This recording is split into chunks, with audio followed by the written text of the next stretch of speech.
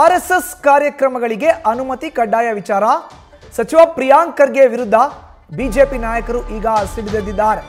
ನಿಯಮ ಜಾರಿಗೆ ಸಚಿವ ಪ್ರಿಯಾಂಕ್ ಖರ್ಗೆ ಬರೆದ ಪತ್ರನೇ ಕಾರಣ. ಆರ್ಎಸ್ಎಸ್ ಕಾರ್ಯಚಟುವಟಿಕೆಯನ್ನು ಹತ್ತಿಕ್ಕೋಕೆ ಪ್ರಿಯಾಂಕ್ ಖರ್ಗೆ ಕಾರಣ ಅಂತ ಈಗ ಬಿಜೆಪಿ ನಾಯಕರು ಸಿಟ್ಟಿಗೆದ್ದಿದ್ದಾರೆ, ಸಿಡಿದಿದ್ದಾರೆ. ಈ ಮೂಲಕ ರಾಜ್ಯ ರಾಜಕಾರಣದಲ್ಲಿ ಇತಿಹಾಸ ಮರುಕಳಿಸತ್ತಾ ಅನ್ನೋ ಪ್ರಶ್ನೆ ಎದ್ದಿದೆ. ಹಾಗಾದ್ರೆ ಏನದು ಇತಿಹಾಸ ಮರುಕಳಿಸೋ ವಿಚಾರ ಅಂತ ಹೇಳಿದ್ರೆ ಒಂದು ಸಣ್ಣ ಕತೆ ಇದೆ. 2019 ಲೋಕಸಭಾ ಕ್ಷೇತ್ರದ ಚುನಾವಣೆಯ ಹೊಸ್ತಿಲು ಅದು.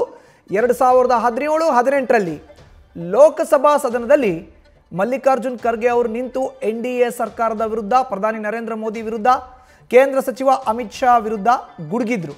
ಅದನ್ನ ಯಾರೂ ಮರೀಲಿಕ್ಕೆ ಸಾಧ್ಯನೇ ಇಲ್ಲ.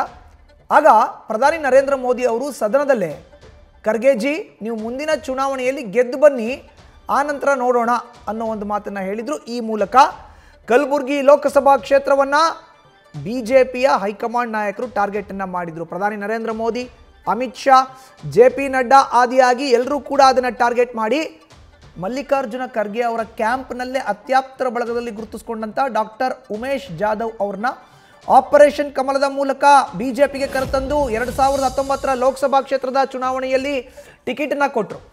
2017 ಲೋಕಸಭಾ ಕ್ಷೇತ್ರದ ಚುನಾವಣೆಯಲ್ಲಿ ಸದನದಲ್ಲಿ ಮಲ್ಲಿಕಾರ್ಜುನ್ ಖರ್ಗೆ ಅಬ್ಬರಿಸಿದ್ರು. ಕೇಂದ್ರದ NDA ಸರ್ಕಾರದ ವಿರುದ್ಧ ರೋಷಾವೇಶದ ಪ್ರಹಾರವನ್ನು ಮಾಡಿದ್ರು. ಪ್ರಧಾನಿ ಮೋದಿ, ಅಮಿತ್ ಶಾ ವಿರುದ್ಧ ಗುಡುಗಿದ್ರು ಖರ್ಗೆ.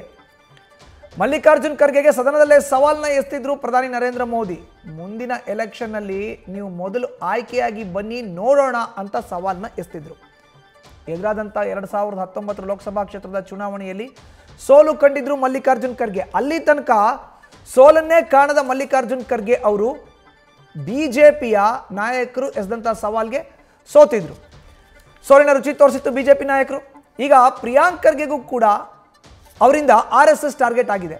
ಹೀಗಾಗಿ ಪ್ರಿಯಾಂಕ್ ಖರ್ಗೆನ ಟಾರ್ಗೆಟ್ ಮಾಡೋಕೆ ಬಿಜೆಪಿ ನಾಯಕರು ಮುಂದಾಗಿದ್ದಾರೆ. ಅವರಿಗೆ ಸರಿಯಾದ ಪಾಠ ಕಲಿಸಬೇಕು ಅಂತ ನಿರ್ಧರಿಸಿದ್ದಾರೆ ಬಿಜೆಪಿ ನಾಯಕರು.